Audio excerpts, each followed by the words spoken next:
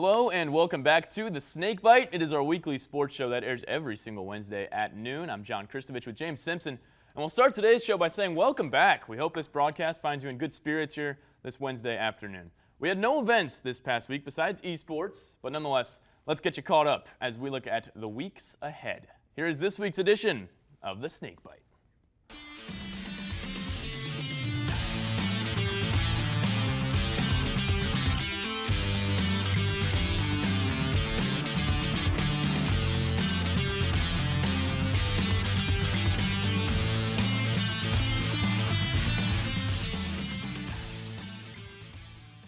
Now, as John mentioned, we didn't have any sporting events to report on this past week besides esports due to Hurricane Ian, which roared through campus last week, but we are happy to report that all of the athletic facilities here at FSC survived the storm well.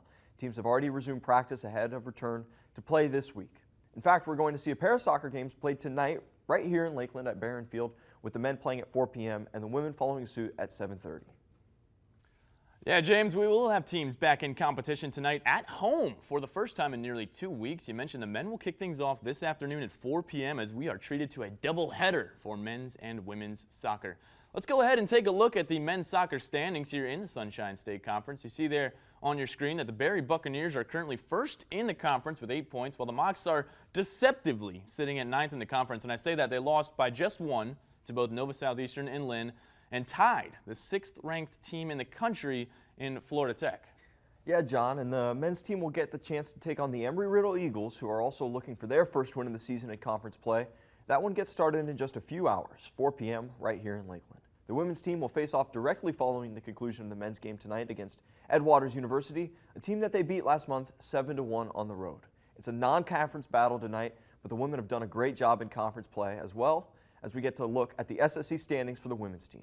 As you can see, the Mocs are 3rd overall in the conference with a 2-1-1 record. And James, that loss they took was in their first conference game of the season against Nova Southeastern, while their lone draw was to the number 2 ranked nationally, Embry-Riddle Eagles. They've beaten Lynn University and Florida Tech as they continue their hot start to the season tonight against Edwaters. And don't forget, James, this team was picked to finish dead last in the conference by the other SSC coaches in the preseason poll. You bet Paul Lawrence's bunch is proving a lot of people wrong so far. Oh yeah, you can say that again. And after the doubleheader tonight, the men and women will compete against Palm Beach Atlantic this Saturday.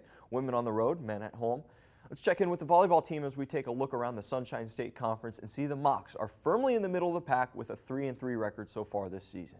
It's interesting to see the way that things have shaken up in the conference so far because the defending national champs are 2nd in the conference after losing to Nova Southeastern. The Sharks would then go on to lose 2 straight, including one of the Mocs, who followed up their big win with a puzzling loss of their own. We're likely going to learn a lot more about all of those teams in the coming weeks. And I think a lot of teams are still looking for answers, if we're being quite frank with this. Everything is so close in the Sunshine State right now. I'm curious to see how all 11 of these teams respond to what we've seen so far. It's early in the season. Teams have the chance to get right back in the playoff race. And now the Hurricane shaking things up. Teams haven't played in a week and a half or so.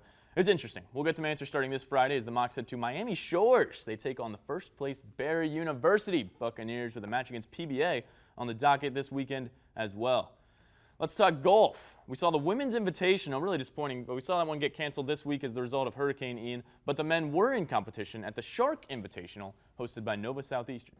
Yes, and at the time of our production, the team hadn't quite finished up competition, but were ahead of numerous Sunshine State Conference teams, including Lynn, Palm Beach Atlantic, and Rollins.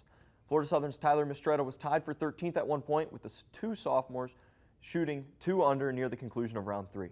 Mistretta out of North Palm Beach, Florida, didn't compete in any tournaments last year, but is off to a hot start in 2022. The men's team will be back at it in 2 weeks at the Otter Invitational in Seaside, California, while the women go at it next week in Dahlonega, Georgia at the Leanne Noble Memorial Invitational. Seaside, California. How's that for your fall break? Well, we did lead off the show letting you all know that we haven't seen much sport at all in the last week and a half or so, with the caveat being that the esports team has been competing since late August. We are so lucky to have Nick 𝙎𝙆𝘼𝘆𝑗𝑗owski from the League of Legends team in studio with us today with our Carl Van Gelder. Carl? Thanks, Sean. I'm with Nick 𝙎𝙆𝑗𝑗owski from the Florida Southern esports team, who's currently competing in the Battle for Florida tournament, where Florida Southern is the number 2 seed. Nick, last year in the Peach Belt Conference Championship, you were named Rookie of the Year. How do you hope to carry the successes from last season into this year? Well, coming into the League of Legends scene, I was very new to it and I wasn't prepared for it. But, well, obviously I was prepared for it because I managed to win the Rookie of the Year, luckily. But that was all thanks to our great director, Adamantor, who just came in this year. And he's been able to really catapult this team into an average team, into a team that is looking to compete in the College League of Legends tournament as maybe a top 16 team this year nationally. So. Nick, you talked about the improvement from last year to this year level. You recently won the national award for being the Player of the Year in esports. How did you get to that level, and how do you hope to continue to improve with that? Well, it was really just a lot of consistency and playing like 5 to 10 games every single day. I was always in there like 6 to 10 hours a day, nonstop, just constantly trying to improve my game. And as a result of that, I was honored enough to receive the NACE League of Legends Player of the Year. So it's all just consistency, hard work, and day by day you have to take it and just try and be better than you were the day before. With that consistency and hard work, how do you hope to propel the Florida Southern team to improve in conference rankings, with you guys placing second in the PBC tournament last year and now maybe hoping for a conference championship after falling to Converse last year? Well, this year we have very high hopes in beating Converse in the Grand Championship, hopefully this year. And sorry, can you repeat the question? Yeah. So last year in the PBC League Championship, you guys placed second overall, losing to Converse in the final. Okay. How do you hope to come back from that this year? Well, last year we had a much less rigorous practice schedule. So this year we are practicing 5 days a week. We're scrim blocking all the 4 out of those 5 days, and one on every Sunday we are going to prepare we're going to make an outline for how we want to approach the next week in practice. So we are much more rigorous, much more structured, and as a result of that, I think our skill level is going to increase dramatically from this time to the Peach Belt Conference, because right now I think that we are a very competitive team, and we can compete with a lot of the nationally ranked teams, and and we've only been together for a month now. So now that we're going to be able to practice for the next 4 or 5 months until we have to compete in the Peach Belt Conference tournament, I think we're going to be a top contender nationally, easily, without a doubt, in my mind. Awesome. Thank you, Nick. Hope you guys have a great season. Thank you. Back to you.